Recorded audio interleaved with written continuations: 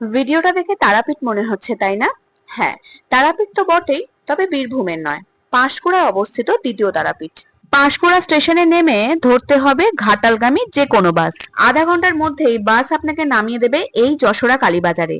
এখানে বাঁ দিক দিয়ে এই রাস্তা ধরে 1 মিনিট হাঁটলেই দেখা মিলবে চক গোপালপুর অর্থাৎ দ্বিতীয় তারাপীঠ যাওয়ার অজস্র ট্রেকার। ট্রেকার থেকে নেমে চারিদিকে এই রকম সবুজ গাছগাছালির মধ্য দিয়ে 5 মিনিট হাঁটলেই দেখা পাওয়া যাবে দ্বিতীয় তারাপীঠের।